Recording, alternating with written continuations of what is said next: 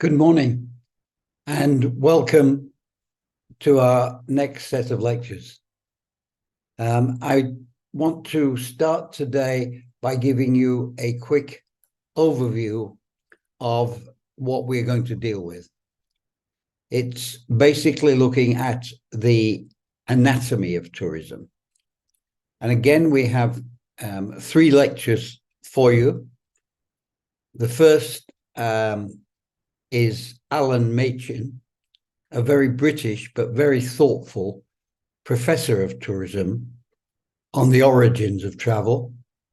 And this is followed by perspectives from two of my oldest friends, Imtiaz Mukbil, a journalist from Bangkok, on the failures of the sector to capitalize on its real potential, and particularly to deliver on the promises related to the climate crisis.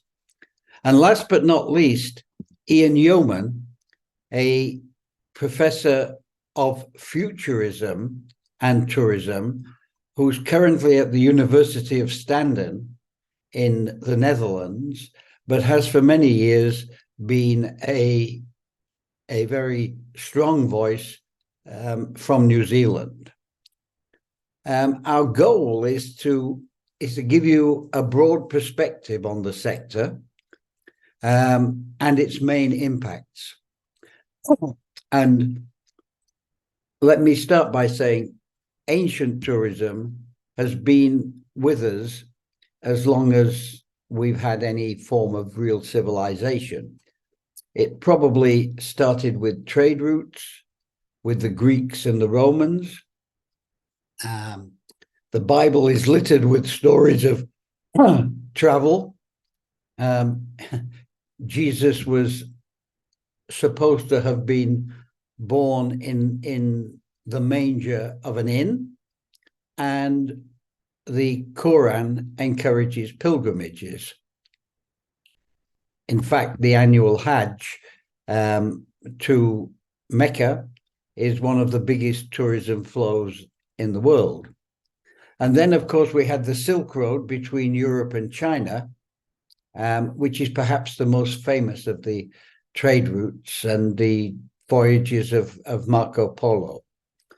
The modern era began about 100 years ago with the advent of the Industrial Revolution and with modern transport, trains and cars. And it accelerated post-World War II with the advent of the aircraft and then the jet aircraft in the 1960s, charter flights, packaged holidays, and frankly, more liberated people, women with votes, for example. Today, it's coping with its own success, or trying to, and the challenges of transforming to deal with multiple polycrises, the kind of things you see on the news every evening, economic, military, and of course, extreme weather more and more. And the existential reality of climate change is the most significant of these polycrises. And finally, you see here the UNWTO international tourism statistics. And note, international tourism is 20% of total travel only, but of course it's the attractive part of it. And from this chart, it's clear that in 1950 there were only 25 million international tourists, and it's grown dramatically to 1.5 billion today and projected to grow to almost 1.8 billion by 2030. And in the process, it's coped with terrorism, planes which were hijacked, planes blown out of the sky, technology challenges, which happened with the first jet aircraft, and of course, the problems that have resulted in over-tourism, and many other smaller localized crises. You'll see that it's grown about 1 or 2 points above GDP, and it's projected to do that. It, of course, had a massive dip with COVID and restrictions on travel. And the 2019-2021 figures, which aren't shown on this chart, reflect that drop to sort of half its usual levels. But it seems that for 2023, almost everywhere, it has regained its growth. From these charts, you can also see the dominance of Europe in blue and the US in red in the early years. And of course, these were the victors of the war, Second World War. They were the people who had the aircraft and were manufacturing the aircraft. And they were also the people who had outposts around the world. The British Empire, later the Commonwealth, covered so many places in Africa, in the Middle East, and in the Asia region. And you can say the same for the French and the German colonial empires. But what you can now see here is the growth of the Asia Pacific and the Middle East in the last couple of decades, particularly the Middle East, driven by the 3 big carriers of Etihad, Emirates, and Qatar, and they have become very dominant forces, whereas in the earlier years, the US carriers and the British Airlines were the dominant players. And you can also see from this chart, there is a projection of Africa growth going forward as economies open, and a very dramatic growth from Asia Pacific, which comes, much of it driven by the emergence of China as a global tourism power. And I was fortunate enough in the mid-90s to work with the senior leadership of China tourism when I was president of the World Travel and Tourism Council. And we actually worked with them to open their domestic market, which wasn't open at that time, and also to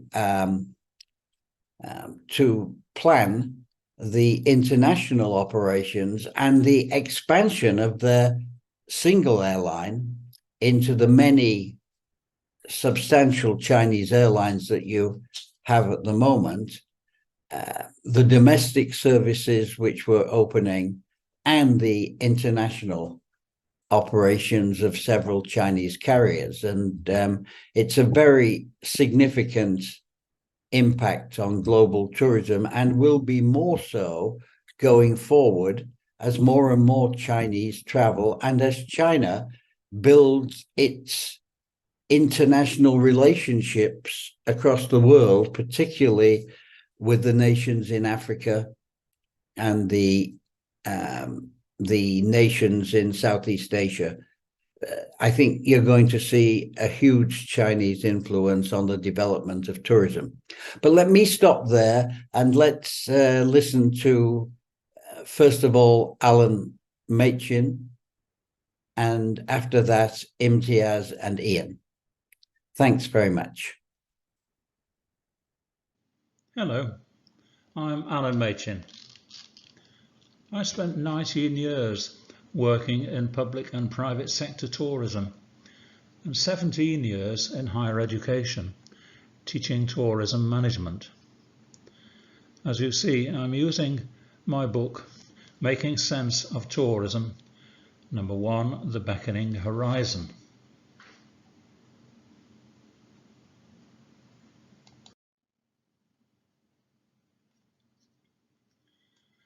It's the first book of a series I'm working on. I call this lecture Making a Better Sense of Tourism.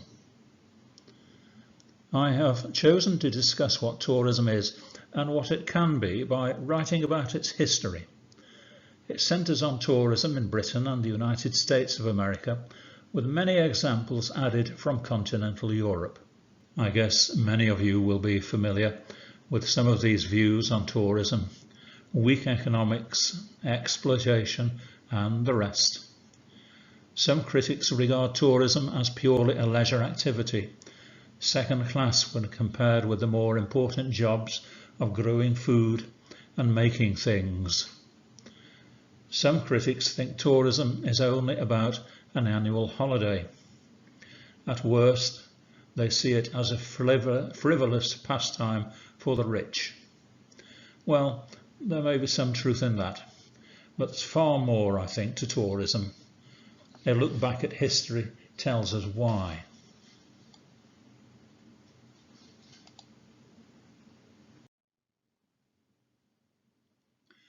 The old regime of Britain's tourism history. Here is tourism history as it used to be pictured, at least in Britain. Grand tours, sea bathing, train journeys, etc.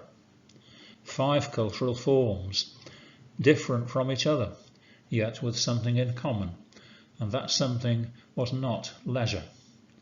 A pilgrimage, for example, was not undertaken as a form of leisure.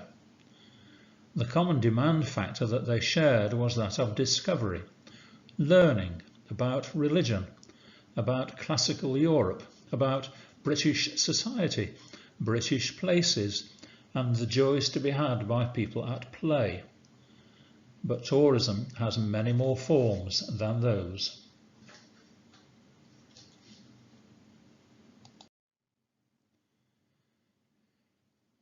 Making sense of tourism means understanding wider realizations about tourism. The first general history of tourism was John Pimlott's The Englishman's Holiday, published in 1947. Note: Englishman.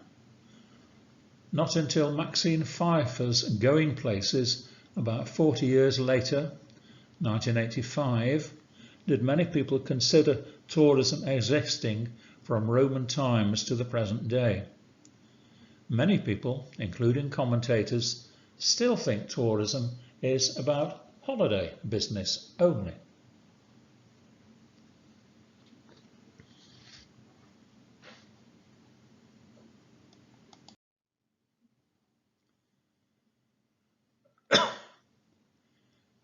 Definitions of tourism have changed more than once.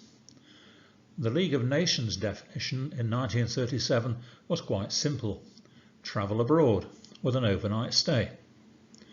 Today, the United Kingdom Tourism Society definition acknowledges domestic tourism, possible travel to more than one destination, possibly over a long period, and for almost any reason.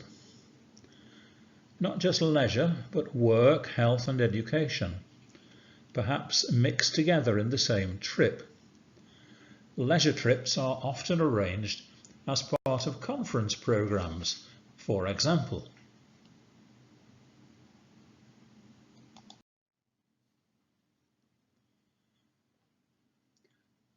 We still use the word tourism. We know what it means, but do we?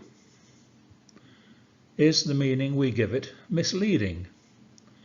The activities, the sheer scope of it, are often not appreciated by journalists, politicians, and even business people. Perhaps we should always say travel and tourism, or just travel. Let's review some of the reasons for thinking outside the box, or should we say outside the suitcase.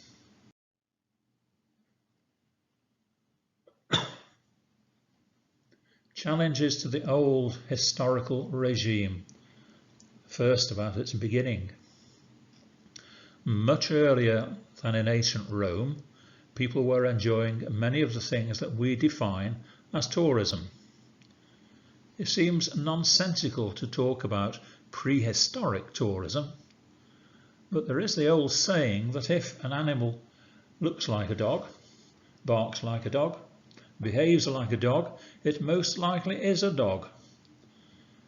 We think there is travel and there is tourism. Are they really different? Prehistoric people travelled. Did they tour? The gatherings at Scantia and Stonehenge. We could add the Ajanta caves in India, the temples of the Nile Valley, the ceremonial sites of the Mayan people in Mexico, or the temples of Angkor Wat in Cambodia. They all had features we would recognise as touristic.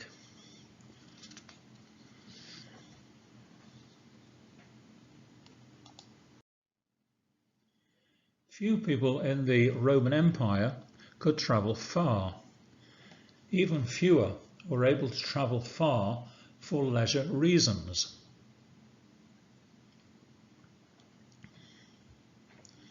For those who could, there were route descriptions, transport, overnight accommodation, attractions, tour leaders, banks where they could draw money, and restaurants to eat out.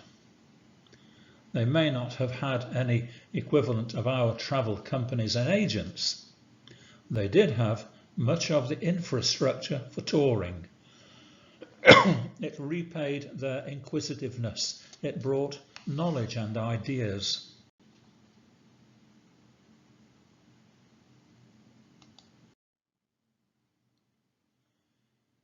The European pilgrimage. Education. It had a tourist infrastructure. Any pilgrimage aims to refresh the mind and the body. The changes in scenery, the stimulation of new experiences, as well as the spiritual strengthening. Even the physical challenges of the journey, when overcome, bring benefits. The ancient pilgrimage was a tour. Each one was a do-it-yourself journey. Accommodation and transport, religious attractions and events were becoming available.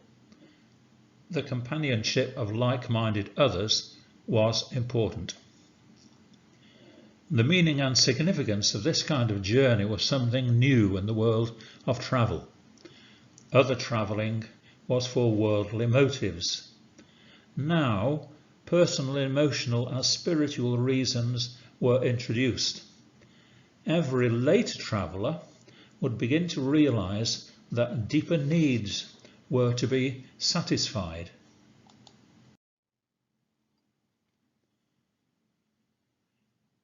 The European Grand Tour education. The European Grand Tour was higher education based on travel experience, place visits with a tutor, opportunities for personal research, sometimes very personal, and much observation. Queen Elizabeth I invested in sending Sir Philip Sidney on a grand tour to improve her government's knowledge of other political circles. It helped to start a long tradition of wealthy families sending older children to learn about the world, usually only males, sent through France to Italy, maybe Greece, Switzerland, Germany and a few others. What had been the Islamic countries of Iberia were little used, nor were the Slavonic regions to the east. Learning was selectively based. The implications are significant.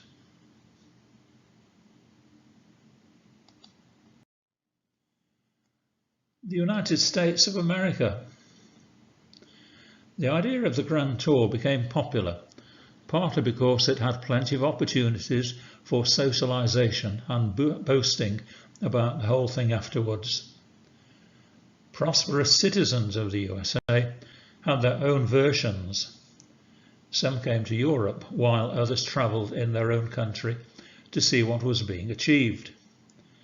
Visiting European regions helped to explain how and why the United States came about. Europe was often admired, but equally considered to be out of date, Americans turned more and more to their own country and the future it offered, but it ignored both Native American and Black American history.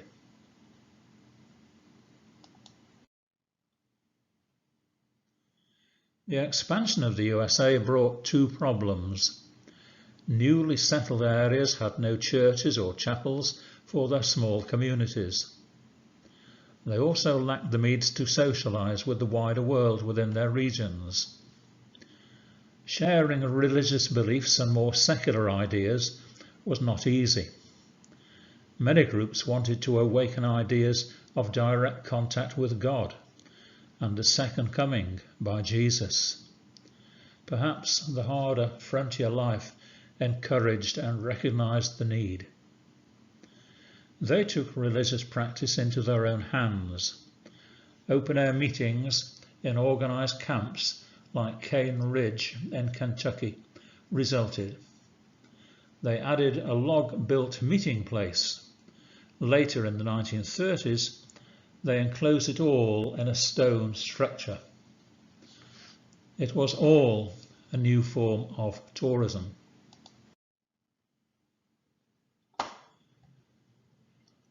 A pioneering United States educational idea blended learning with entertainment, a touch of escapism, and a real provision in higher education. It was in the mould of Thomas Cook's Loughborough visit. We will come to that in a moment. While using the camp meeting format of the Cane Ridge pioneers.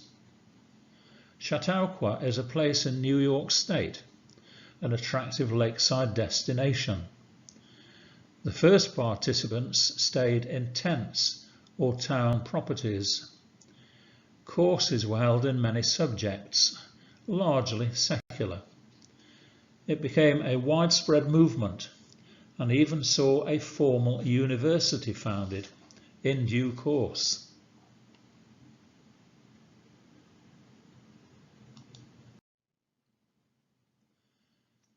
Thomas Cook, 1841.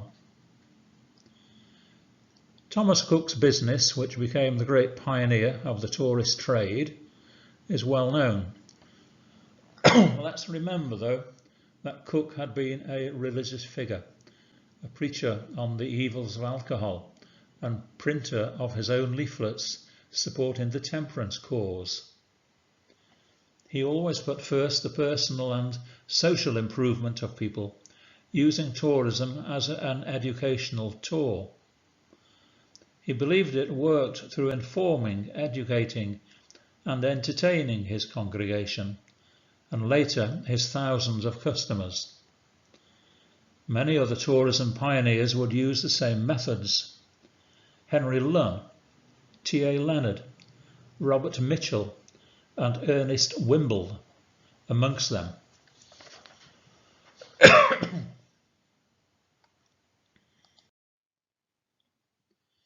Cook was an educational innovator in a broad sense. His large-scale organising of excursion trains to London's Great Exhibition in 1851 was hugely important. The show attracted 6 million visitors. It communicated knowledge about the world so successfully that bigger and better shows followed worldwide.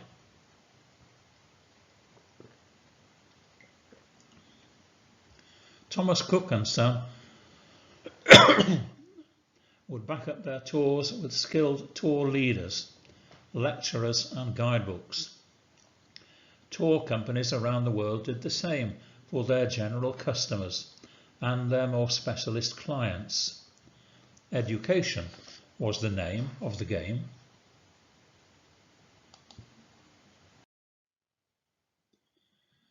Tourism is often seen as some kind of scavenger on the decaying body of traditional industry. Making Sense of Tourism, The Beckoning Horizon, discusses this and gives references. It has an account of a local government debate when I heard a councillor try to use the criticism politically. The Industrial Revolution, in fact, was partly promoted by the ironmasters of Coalbrookdale in Britain. They built this elegant bridge as a tourist attraction, an example of what they could make in iron. They targeted the influencers of their day: authors, journalists, artists and business people. The Great Exhibition of 1851 was another example. It promoted industrial design. It showed the world that Britain was a manufacturing nation.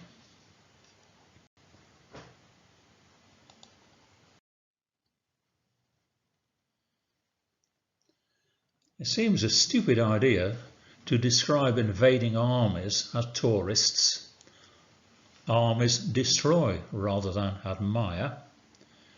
Yet the later design to visit the places in which they fought was often formed during their battles. Some personnel found wartime experience introduced them to foreign travel for the first time. The book gives examples. Post-war armies of occupation were sometimes helped to visit and appreciate places and to respect them, as in the two examples above, one from during the Second World War and the other during the occupational period in Europe after it. During the withdrawal from Paris by Nazi armies in 1944, General Koltitz refused Hitler's orders to destroy the city. It would have meant the loss of a cultural treasure that peacetime would see people flock to visit.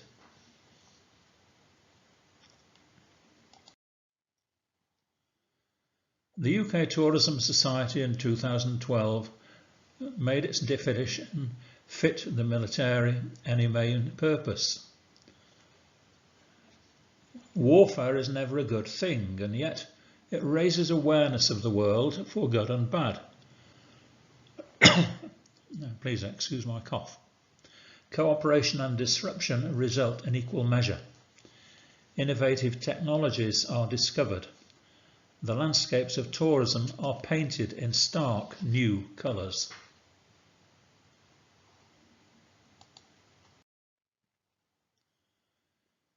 Tourism as education is the main theme of my book.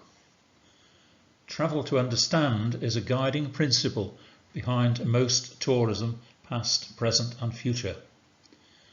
These are some of the theoretical ideas proposed in The Beckoning Horizon. Even lying on a beach all day in a sunny destination offers memorable experiences and subtle education about life, the world and human happiness. From prehistoric times to the present day, there have been efforts to inform, educate and even entertain visitors. Think of the Stone Age cave paintings at Lascaux in France, or the iconography of medieval churches, noted in the diagram at the bottom left of this slide. Those places were created as showcases for visitors.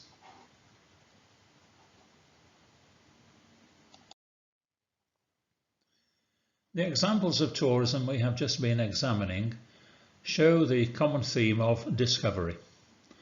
I use that word discovery rather than education because it is something the tourist does for interest and for fun. It is still educational. I'll come back to that in a few moments. Making sense of tourism proposes a model of lifelong learning. We all start our discoveries in life by listening to our families, our friends, and in due course, our co-workers. We start to travel on family holidays and then go on our own. Very early comes the influence of the mass media. After some years we enter formal education, school, college, university, adult education.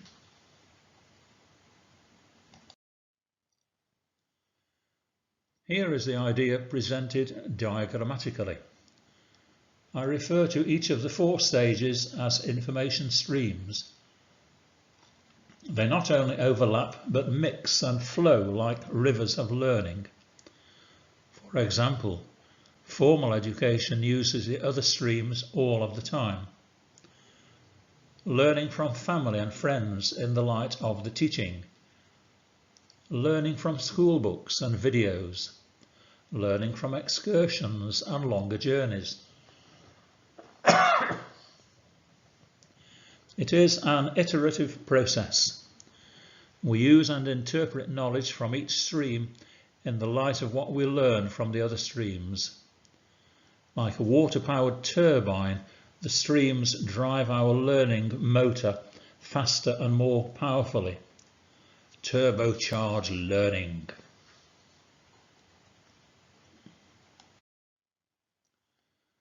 Three modes of exploration.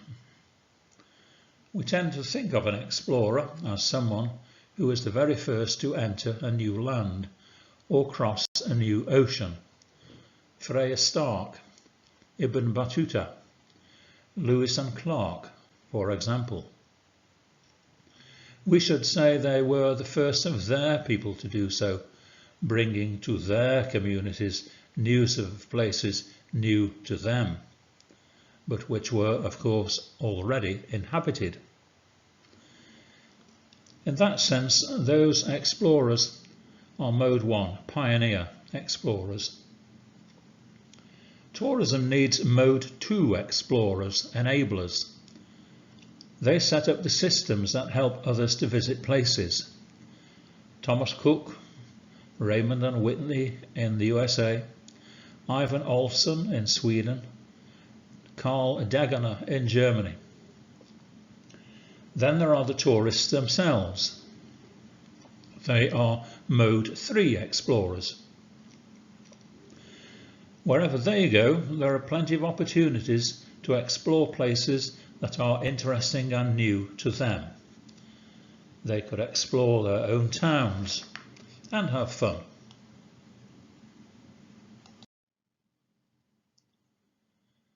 There are several classifications of tourists. Eric Cohen, Stanley Plogg, Valine Smith, for example. They give us help in making sense of tourists, their nature and their motivations. As it happens, they shine a light on the perspective that researchers take on the subject. Cohen's typology, for example, is based more on management observations than Plogg's psychological viewpoints. Those researchers describe leisure tourists. They classify people as if they remain fixed in their types. Both were put forward in the 1970s and are still quoted. Plogg's allocentrics and psychocentrics are popular terms. It is more realistic to remember that as lifetime information streams bring wisdom and confidence, so do people move from one stage to another over time. Here, on this slide, are 3 levels of the tourist. They start as package tourists. Children have their holidays packaged by parents. School trips package them. Young people may buy commercial packages until they feel confident enough to reach the second stage, semi-independence. More confidence leads them towards fully independent planning and actual travel. Yet they will still use services set up by those enablers, especially transport and accommodation. People learn new skills, maturity and judgment.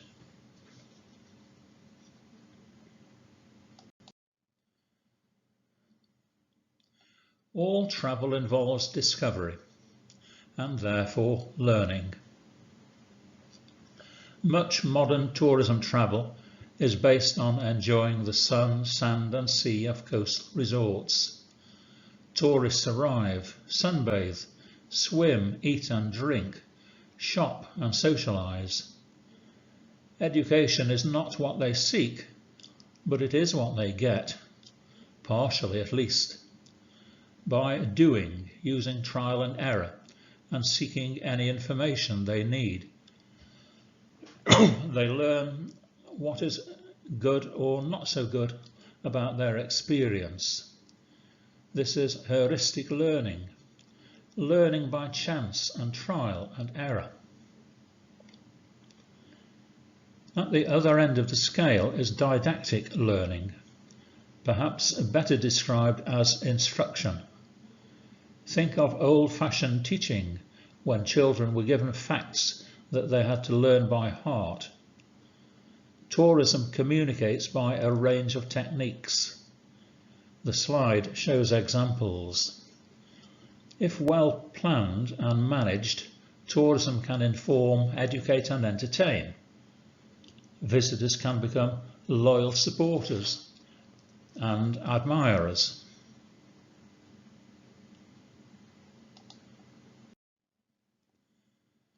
The spectrum of communication modes available in tourism is matched by a colourful and stimulating range of on-site techniques.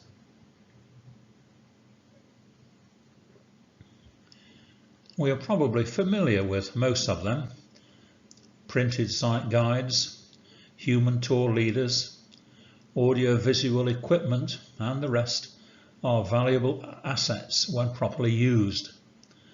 The more senses they can engage, the better. There are even little gadgets that create aromas for houses, exhibitions and museums. Imagine a reconstructed farmhouse with the smell of food being prepared, or a forest exhibit with the scent of pine trees. That is communication too.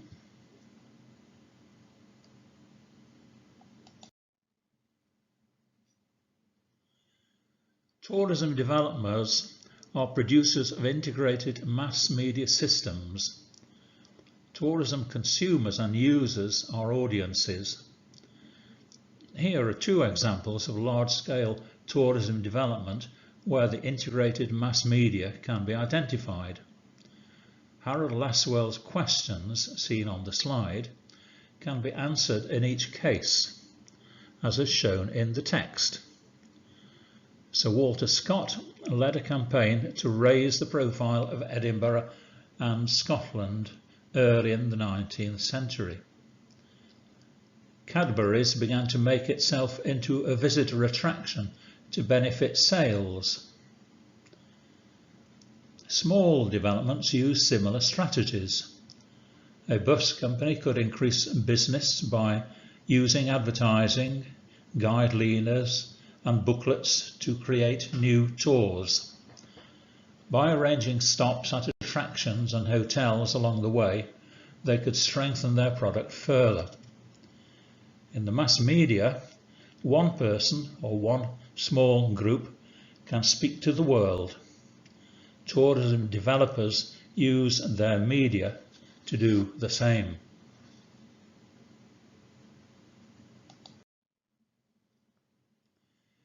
Integrated mass media systems are important to understand, whether in commercial marketing or public sector developments.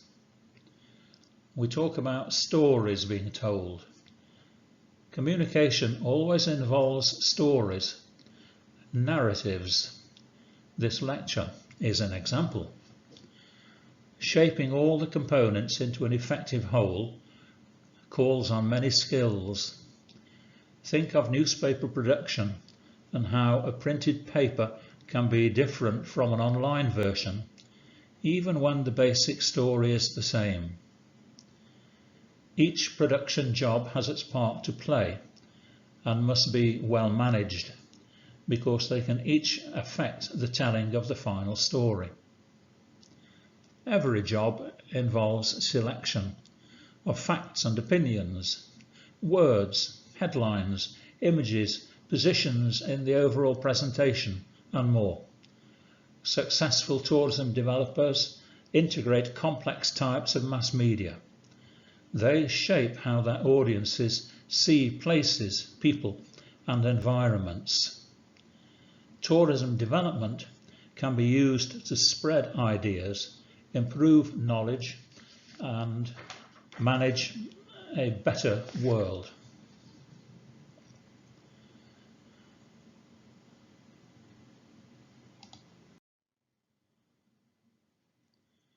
Thorough reviewing of tourism past shows it to have its roots in prehistory.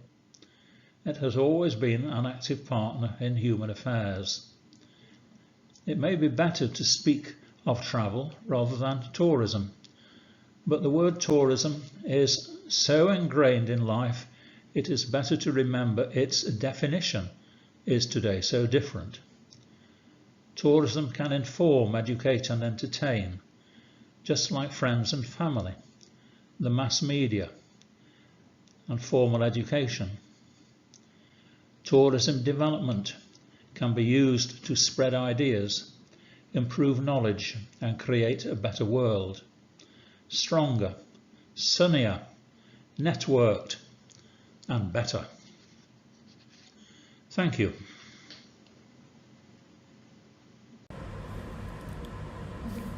Sawadee krap.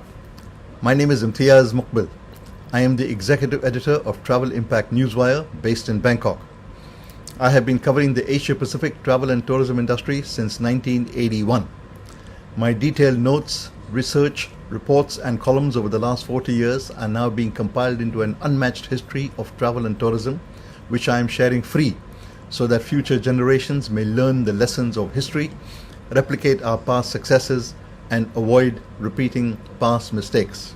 The COVID crisis has seen a lot of bluster about rebuild, rethink, restructure, redesign, re-this, re-that. This will be easier said than done, as the world is seriously off balance. The current situation is exactly as I forecast in the February 1999 edition of Issues and Trends, the flagship publication of the PATA Strategic Information Center. Published just 10 months before the dawn of a new century, the edition included a list of 10 balancing acts which I forecast would take center stage in the 21st century. The very first two opening paragraphs of my analysis made that forecast crystal clear. Please pause the recording here and read it for yourself. Let me also say for the record that PATA itself never took this forecast seriously.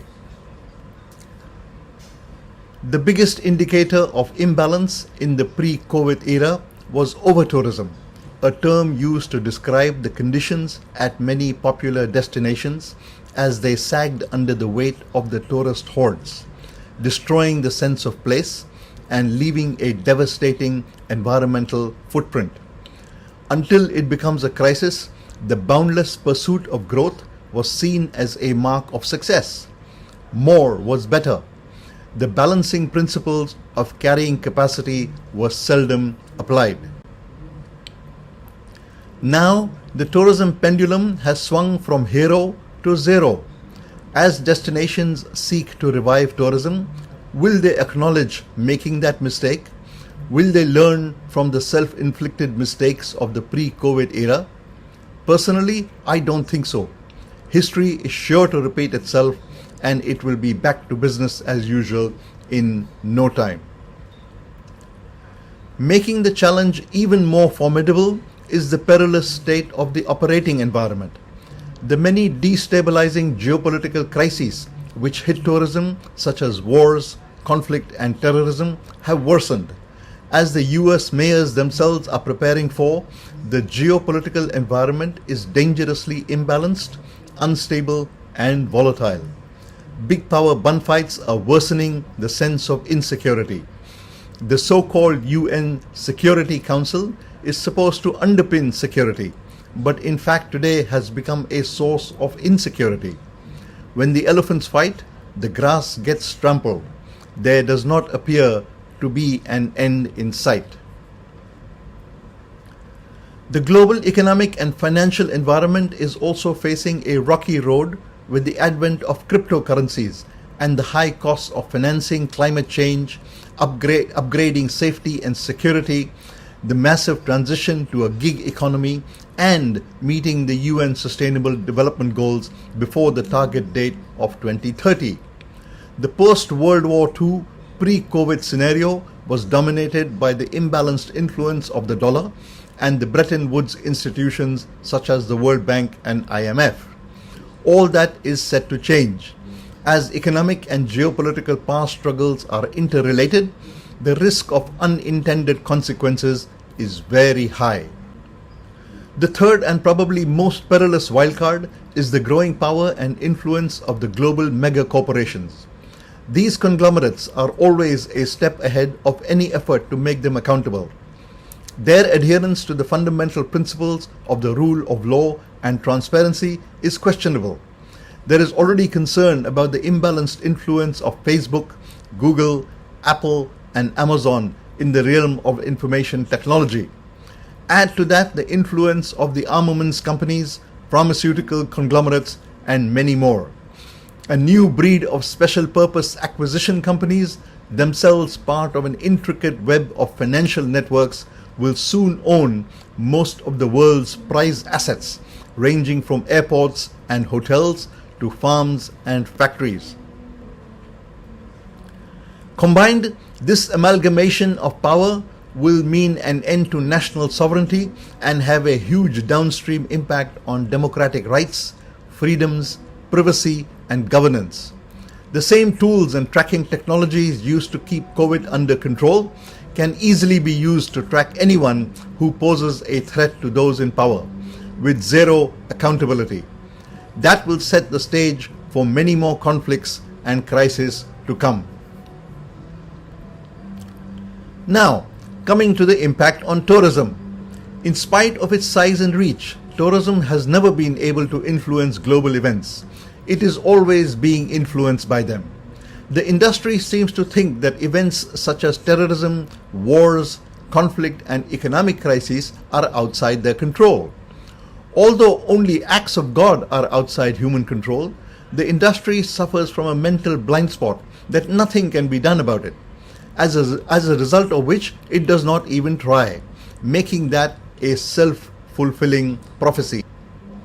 This lack of backbone and voice on issues that matter also applies internally. Take over-tourism, for example. It was more than obvious many years ago, when mammoth cruise ships, aircraft, and convention centers were still in the design stage, that sooner or later that capacity would have to be filled. Yes, it would drive growth, but it would also worsen mass tourism. When social activists, environmentalists, and journalists such as myself warned about it, the immediate reaction was to attack the critics for negative thinking or spoiling a country's image. A balanced perspective was most unwelcome. Here's another example. The industry's imbalanced obsession with numbers and growth was clearly reflected in the fact that the entire set of measurement indicators of tourism was all about arrivals, income, jobs, expenditure, and average length of stay. Not a word about the ecological and environmental impact, garbage, sewage, food waste. The UNWTO Tourism Dashboard, arguably the world's best point of global reference, only measures the economic gains. There is no dashboard for the ecological impact, just a reference to the need for suitable balance. Same thing with calculating the real bottom line benefits of tourism. Just focusing on receipts from tourism without factoring in the leakage expenditure is like presenting a corporate balance sheet by only reporting the income while ignoring the expenses. Sure, countries earn millions from visitors, but there is a cost to attracting and servicing each visitor. Millions flow out in the form of marketing and booking fees, management fees, imports of goods and services, building the requisite infrastructure, plus the huge amounts that have to be spent to clean up the environmental mess. That information is never made public. This rara one-sided perspective dominates the travel industry forums and conferences, which are totally devoid of critical thinking and alternative perspectives. Boring moderators ask pre-packaged questions to the same lineup of talking head speakers, usually from the same big-ticket companies. Social activists, human rights advocates, environmentalists are never invited to challenge the conventional wisdoms. The result is a lack of debate and intellectual stagnation. This imbalanced, insipid content is then reflected in the media, especially the travel media. Everything is positive and upbeat. Any attempt to ask pointed questions or challenge the party line is met with an immediate cut in advertising and/or invitations to future events. By contrast, bloggers and influencers who provide dumbed-down entertainment are paid millions. NTOs claim to want quality visitors and are very leery about fake news, but they will not support quality journalism and quality events trying to provide balanced perspectives. Finally, the biggest imbalance is the excessive focus on the future and not much respect for the past. Everyone says they want to learn from past mistakes, but how is that possible without first acknowledging the past mistakes? If travel and tourism wants to vaccinate itself from the next crisis, it will have to rebalance its own agenda, democratize its discussion platforms, reset its own mindset, speak truth to power, and hold those causing problems accountable. Unless that happens, all the industry is doing is treating the symptoms and not the cause, and setting itself up for the next crisis. Thank you for watching. If this lecture gave you food for thought, please click like and subscribe to the Travel Impact Newswire channel. You can also access my earlier groundbreaking YouTube lectures on my website at the link on the screen. Academics, consultants, and anyone else who uses any of the material, please kindly have the professional courtesy to give credit. Thank you and Sawadee Krap. Good afternoon, Malta. My name is Dr. Ian Yeoman, and what I'm going to talk to you about today is the long view. Climate change and tourism and how it's changing. I'm also going to put it into context around today and what it means from a COVID-19 perspective. So I hope you enjoy this 30 minutes presentation. My name is Ian Yeoman. I'm a specialist researcher in the future of tourism. So some people call me a futurologist or ball gazer. I'm very passionate about the future, and I learned my trade as the scenario planner at Visit Scotland. If you look at the photograph on the left, you will see two people. One's me and the other one's Hugo, my personal assistant. I'm the one with less hair. I'm not the ginger nut as you see in the future. I'm presently based in New Zealand at Victoria University of Wellington, and I have a strong background in tourism futures research. For example, I'm the co-editor of the Journal of Tourism Future, and I'm the editor-author of 20 books. And if you speak to Jeffrey, who is a very big Wolverhampton Wanderers fan, I'm New Zealand's #1 Sunderland AFC fan, and that's an understatement. So, what am I going to talk about? I'm going to talk about why is climate change important? Is it something that's trivial, or is it a matter that's serious? So it's trying to understand the context. What will the impact be on the tourism system? What will the impact be on our products? What does climate change and tourism mean politically? So it's about looking forward, because climate change is one of these issues. To many people, it's a long way away. When we look at IPCC scenarios, they talk about 2050, 2075, but many of the issues and impacts and disruptive effects of climate change are happening today. The one thing we don't understand is the pace of change, when it's exactly going to occur.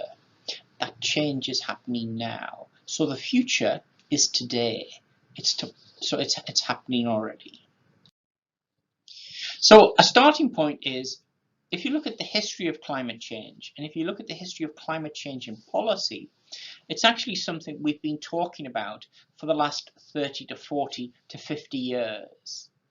I was looking at a paper in the journal Tourist Review in 1947, and there was mention about climate change, mass tourism. More recently, 50 years ago in the 70s, there was this paper that talked about what is the impact of mass tourism on destinations. What does too many tourists mean for the deterioration and degradation for a site? What does too many tourists mean from exploitation of resources perspective? So if you look at the history of climate change and the history of climate change policy, this is not a new debate. And it's rich in the tourism literature from that perspective.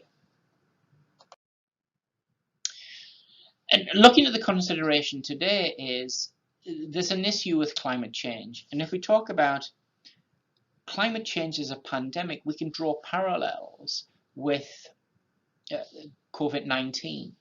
There's this paper that was published in World Development by Botson this year, and he says, COVID-19 pandemic exposes the fragility of our globalized society to shocks. He talks about a natural system, fundamental concerns, and the impact of COVID-19 about sustainability in our way of living.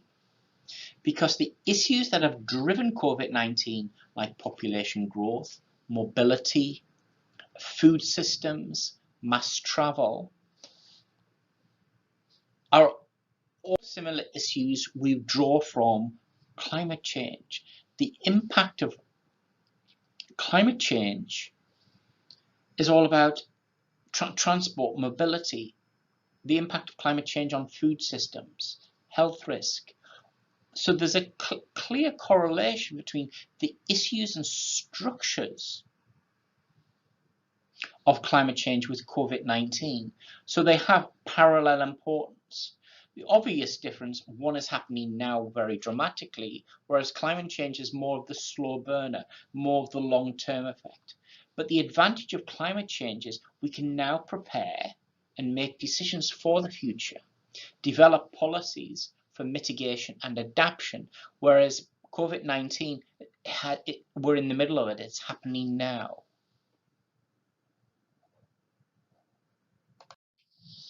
So that's this relationship. So what I want to talk about is to put COVID-19 within the context of tourism, COVID-19 in the context of climate change, and COVID-19 and climate change together, to put that in with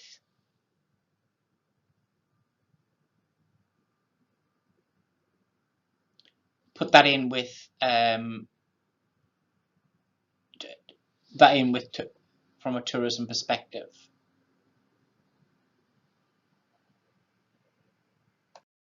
So some of the questions I'm going to talk about and some of the questions I'm going to ask is, what is the future of tourism? But I can't talk about what is the future of tourism by itself.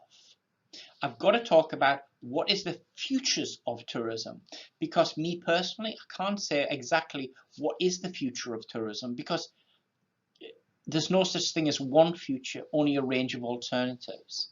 So right at the heart of this presentation are, what are the futures of tourism from a climate change perspective?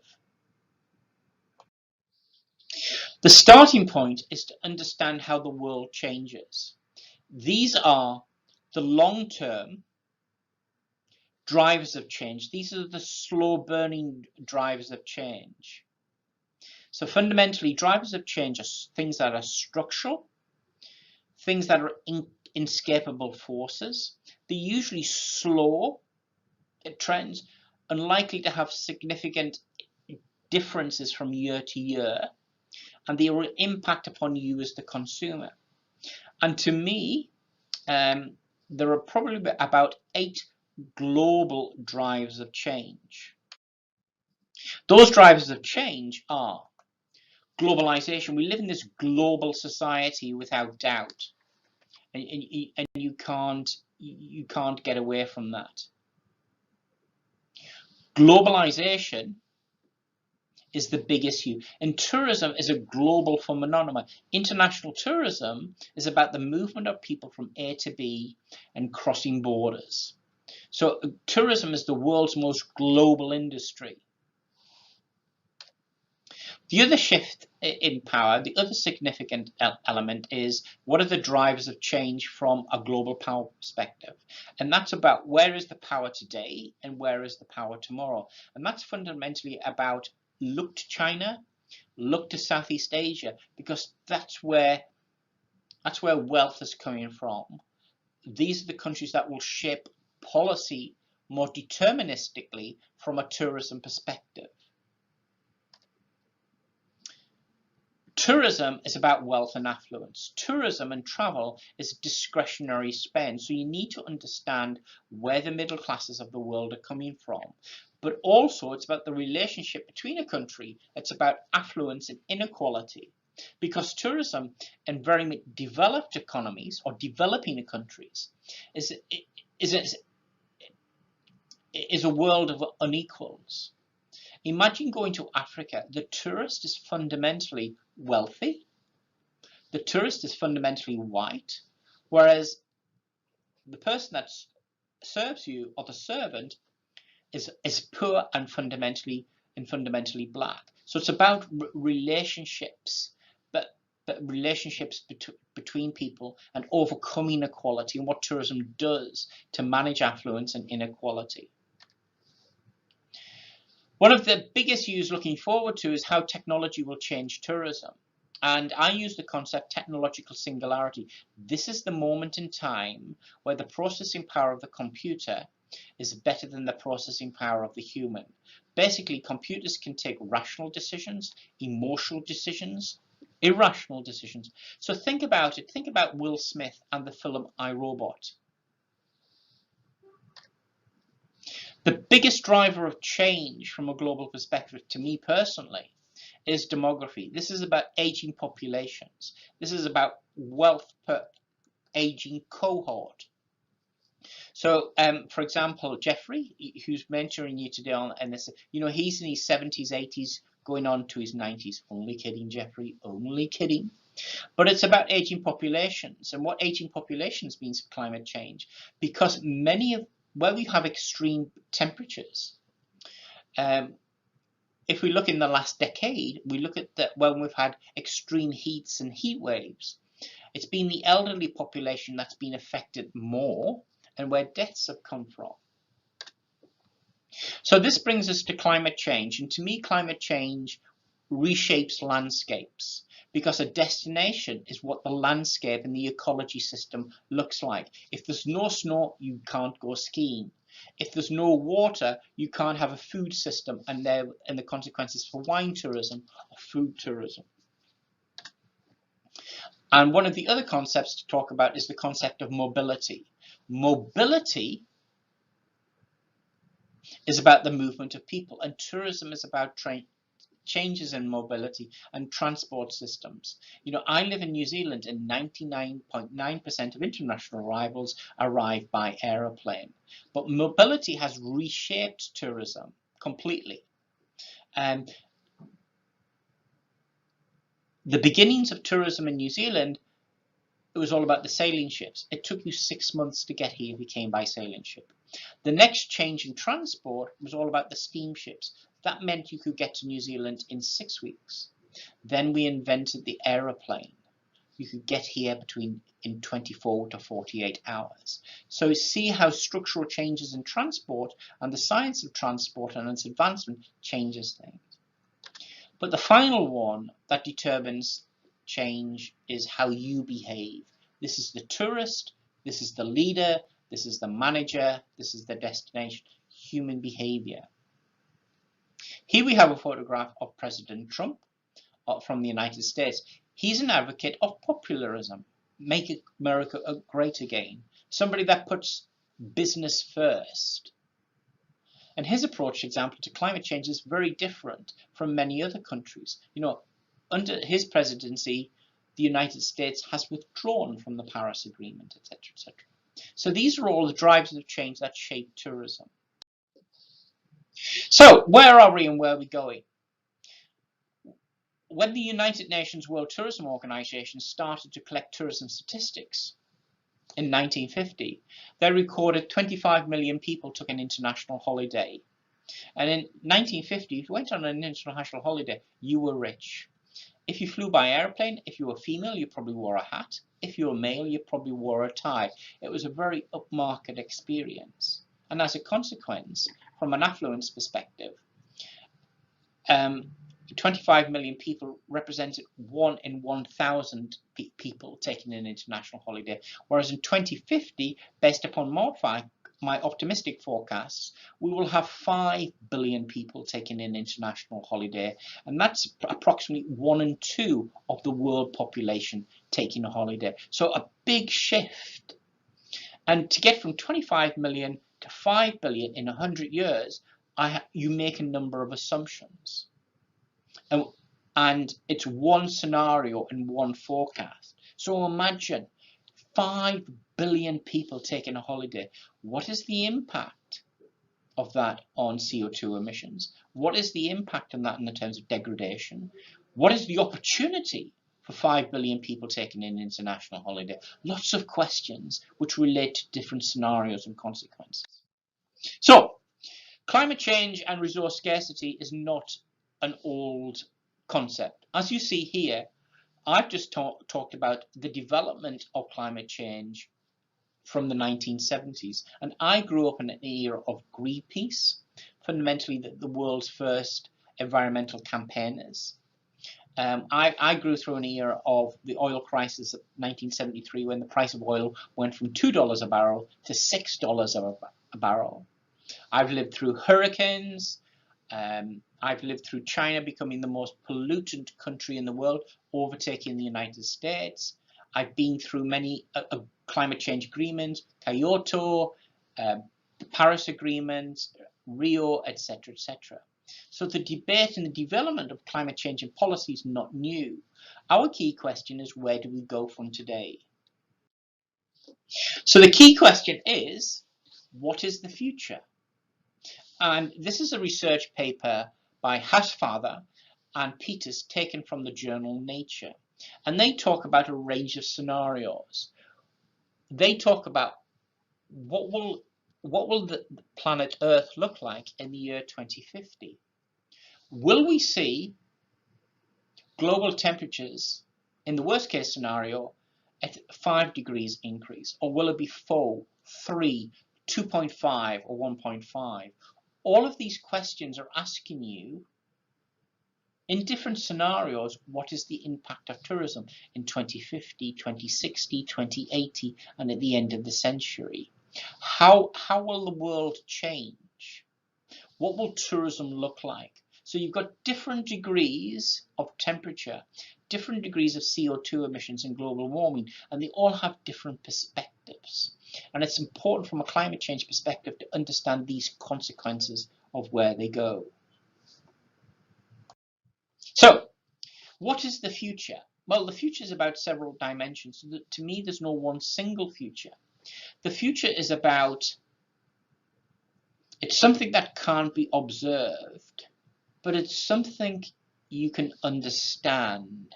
It's something you have a conception about. When you're talking about the future, the important thing to me is it also should have a degree of skepticism and a degree of doubt. Lots of people say, oh, that can't happen, but it does happen. The future is full of uncertainty, and one of the roles of my work is to make sense of that future. And I use the technique of scenario planning, which we'll come on to in a minute. The future is very complex. It's fundamentally, it's about driver one. It's not about driver 1 or driver 2 or driver 3 in isolation. It's understanding the impact and relationship of those drivers of change between them. It's very difficult to say when something's going to happen in the future. Precisely, this will happen in 2050, this will happen in 2040. More what I do is to say the future could look like this. these are if these conditions come about. And it's taking those conditions and interpret them different ways. And this is what James Dayton, a professor of future studies at Hawaii University, talks about. He says the laws of the futures are the future cannot be predicted, but alternative futures pondered. And this is what I mean by Data's laws of the future. He talks about future one, a world of continued growth. Basically, the past is a representation of the future. Tourism will continue to grow at 4 to 5% per annum. COVID-19 is just a disruptor. We will soon get back to normal. The world will grow. It's a linear pattern into the future. Taking it to its extreme, will COVID-19 take us to a world of collapse and decline? And if we do have collapse and decline, what is the depth of that decline? Is it permanent or is it temporal? How do we deal with that declineness? Scenario 3, or future 3, is about a world of transformation. This is a utopian thinking of the world, taking the convergence of many drives of change. How will they transform society? And this is what you're looking for, I think, from a climate change perspective. What is the future you want? What is the future in the story you want to tell? And finally, future 4 is a disciplined world. This is a world of compromise where, for example, climate change has happened, but we have to live through change. We have to live through change in how we're going to do and how we're going to get forward. A disciplined future is usually the future we live through in order to get through to a transformational future, for example.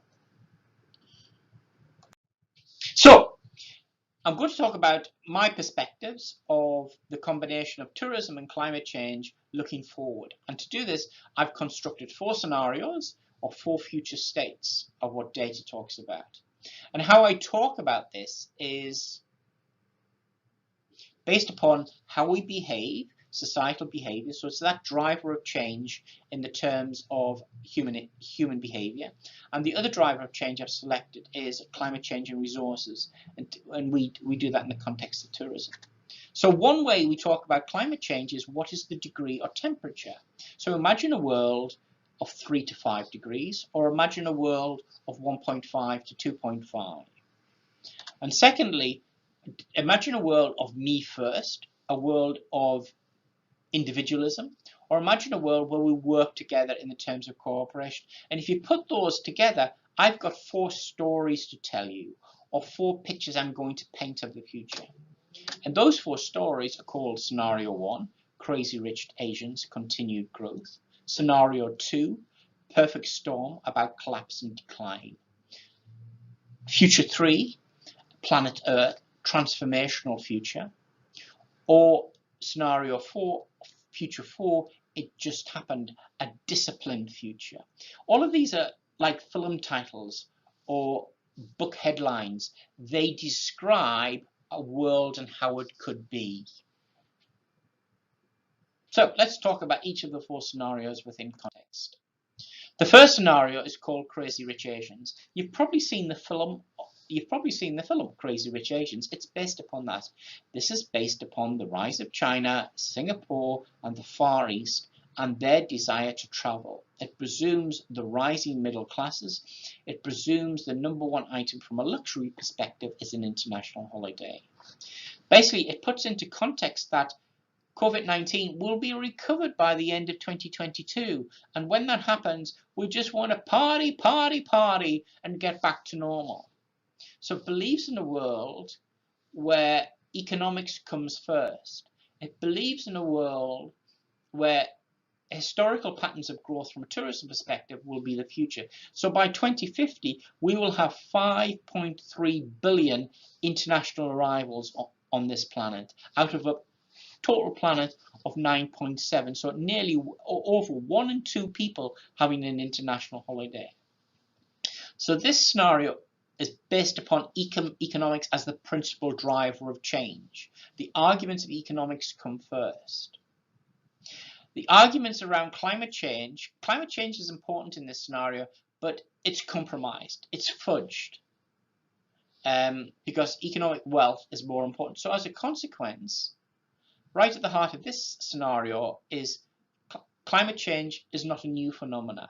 Climates have always changed, so there'll always be degradation. Economics and the progress of humanity comes first. So we have mitigation and adaptation, but it's only moderate. So ponder this. What does this scenario mean for you? The second scenario is called the perfect storm. This is collapse and decline. This is a world where we have resurgence of nationalism, concerns for competitiveness. Because of COVID-19, governments in the last 3 or 4 years have borrowed heavily, and they are handicapped by debt. So as a consequence, they cannot put in procedures to mitigate and adapt for climate change and sustainability. They just cannot afford it. They're very weak in the terms of governance and infrastructure. So the political will towards climate change is at best described as indifferent because of weak global institutions, which results in uneven and uncoordinated responses to climate change. Whereas at the same time, you have highly regulated approaches to climate change in more advanced economies like Europe. But because tourism in this scenario is suppressed economically wise, by 2050, there's only 1.8 billion international arrivals. So climate change, we're seeing clear skies, fresh air, because there's been an organic benefit of no growth.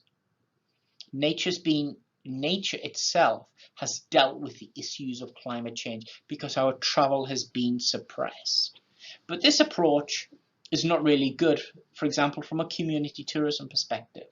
Tourism is just for the privileged. It's the end of tourism as you know today in many parts of the world, including the Mediterranean, Pacific Islands, California, and many third world economies. So we go back to what tourism is in the 1890s, where it's for the privileged of this world, the aristocracy. Whereas scenario 3, I wasn't recording this. Whereas scenario 3 is about this planet Earth.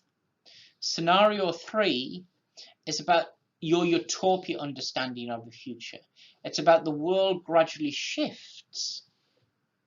This is what the world wants. We're creating a pathway for sustainability and climate change. We're emphasizing inclusive developments, respect for environmental boundaries.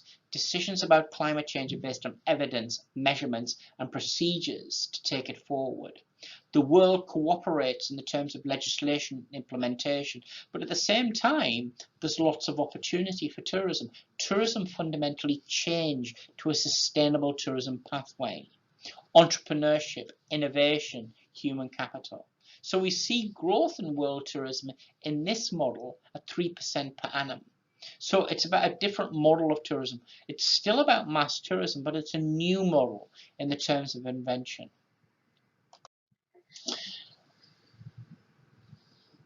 The fourth scenario, it just happened. Imagine a world where, in a disciplined world, where we've been talking about climate change for the last 50 years, and we're still talking about climate change in the next 50 years. Basically, we can't agree to things. We can't agree to change. So it's a bit uncoordinated. Some countries are doing it and some countries are not. So as a consequence, climate change changes. It just happens. We've been left behind in the terms of doing it. And whatever we do to respond to climate change, it's not good enough or it's too late. And as a consequence, tourism fundamentally shifts. So in the year 2020, imagine 60% of Europeans took a beach holiday in the Mediterranean. by 2050, that figure fundamentally drops because of coastal erosion, rising sea level, and rising temperatures, which make island and beach tourism in the really, it's just not a very nice product. We see seasons shift. We see seasons change in the terms of this. So tourism as it is today fundamentally changes and reshapes. But again, in this scenario, I'm a person of entrepreneurship. I'm an optimist. So tourism's still happening. So in 2050, there are 2.5 billion international arrivals, where the average growth rate is 2%, because the tourism industry still responds, still changes. It's not the end of the world like global collapse. So if we put all of those four scenarios together, what does it mean?